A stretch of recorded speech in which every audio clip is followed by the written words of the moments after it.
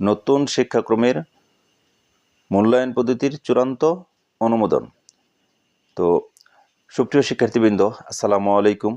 নতুন শিক্ষাক্রমের মূল্যায়ন পদ্ধতি কেমন হবে এ নিয়ে শিক্ষার্থী, গার্ডিয়ান এবং শিক্ষক সবাই চিন্তিত ছিল। আসলে নতুন শিক্ষাক্রমের মূল্যায়ন পদ্ধতিটা কেমন হবে। তো এ বিষয়ে আজকে চূড়ান্ত অনুমোদন দিয়েছে জাতীয় শিক্ষাক্রম সমন্বয় কমিটি NCCC। তো তারা কি নতুন শিক্ষাক্রমের মূল্যায়ন পদ্ধতির কি চূড়ান্ত অনুমোদন দিছে সে বিষয়ে জানার জন্য আমার এই ভিডিওটি সম্পূর্ণ দেখার জন্য সবাইকে অনুরোধ করছি।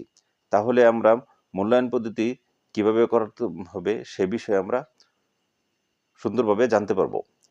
নতুন শিক্ষাক্রম 65% লিখিত, 35% কার্যক্রম ভিত্তিক মূল্যায়ন।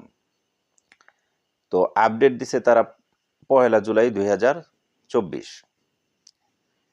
তো নতুন শিক্ষাক্রম শিক্ষার্থীদের মূল্যায়ন কিভাবে হবে সেটি নিয়ে দীর্ঘদিন ধরে আলোচনা চলছে। অবশেষে মূল্যায়ন পদ্ধতির খসড়া চূড়ান্ত অনুমোদন দিয়েছে জাতীয় শিক্ষাক্রম সমন্বয় কমিটি NCCC। সোমবার 1 জুলাই দুপুরে শিক্ষা মন্ত্রণালয়ে অনুষ্ঠিত NCCCর এক বৈঠকে এটি চূড়ান্ত অনুমোদন দেওয়া হয়। বৈঠক সূত্র এ তথ্য নিশ্চিত করেছে। এ বিষয়ে জানতে চাইলে জাতীয় শিক্ষাক্রম ও পাঠ্যপুস্তক বোর্ডের NCCC টিভির ভারপ্রাপ্ত অধ্যাপক মশিউজ্জামান বলেন, আমরা যেভাবে প্রস্তাব করেছিলাম আগে যা যা ছিল সেভাবেই থাকছে। ছোটখাটো কিছু সংশোধনী সহ মূল্যায়ন চূড়ান্ত হয়েছে। তিনি বলেন, আজকের সভায় প্রস্তাবিত কাঠামো নতুন শিক্ষাক্রম অনুসারে পরীক্ষা পদ্ধতি নিয়ে সিদ্ধান্ত হয়েছে। শিক্ষার্থীদের মূল্যায়নের ক্ষেত্রে 65% লিখিত এবং 35% কার্যক্রম ভিত্তিক থাকছে। জানা গেছে, বিষয়ের চাহিদা ও যোগ্যতা অনুযায়ী প্রকল্প ভিত্তিক কাজ, সমস্যা সমাধান, অ্যাসাইনমেন্ট ইত্যাদির পাশাপাশি লিখিত পরীক্ষার মাধ্যমে মূল্যায়ন করা হবে। মূল্যায়নে অনুসন্ধান, প্রদর্শন, মডেল তৈরি, উপস্থাপন, পরীক্ষণ, পরিকল্পনা প্রণয়ন ইত্যাদি বিষয় থাকবে। চূড়ান্ত মূল্যায়ন পদ্ধতি যা থাকছে, লিখিত মূল্যায়নে 65% ওয়েটেজ থাকবে আর বাকি 35% ওয়েটেজ থাকবে কার্যক্রম ভিত্তিক মূল্যায়নে। পরীক্ষার মান, মূল্যায়নের নিরপেক্ষতা যাতে বজায় রাখা যায় সে জন্য লিখিত মূল্যায়নে বর্তমান পাবলিক পরীক্ষার মতো খাতা ব্যবহার করা হবে।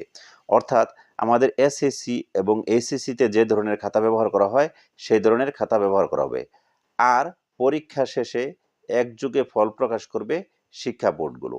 আমাদের যে শিক্ষা বোর্ডগুলো আছে এই শিক্ষা বোর্ডগুলো পরীক্ষা শেষে মূল্যায়নের ফল প্রকাশ করবে। চূড়ান্ত মূল্যায়ন পদ্ধতিতে SSCতে কেউ 2 বিষয়ে ফেল করলেও ACCতে ভর্তি হতে পারবে, কিন্তু তারা পূর্ণ সনদ পাবে না।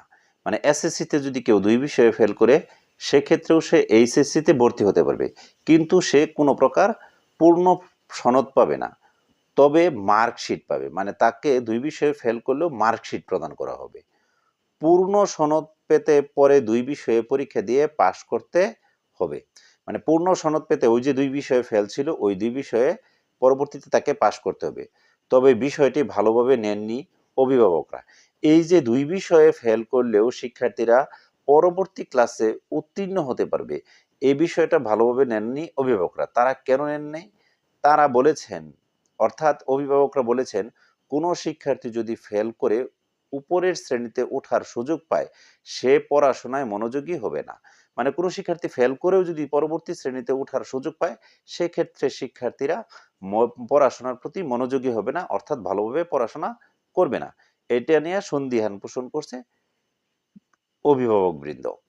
গত বছর দেশে নতুন শিক্ষাক্রম চালু করা হয়।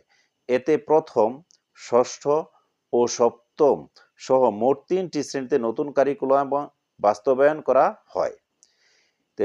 2023 সালে প্রথম, ষষ্ঠ ও সপ্তম সহ মোট 3টি শ্রেণীতে নতুন কারিকুলাম বাস্তবায়ন করা হয়।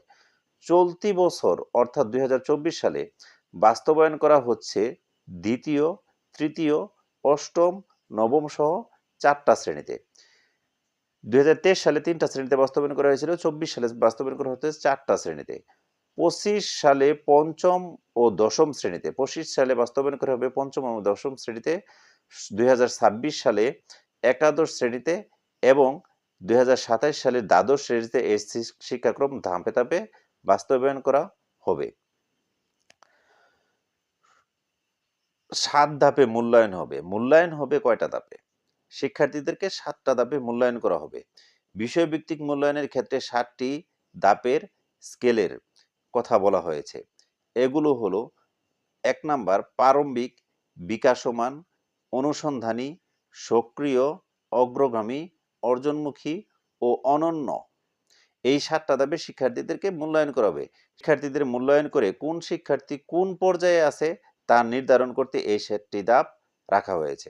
তথ্যসূত্র: শিক্ষাবার্তা.com, AHM 1/7/2024।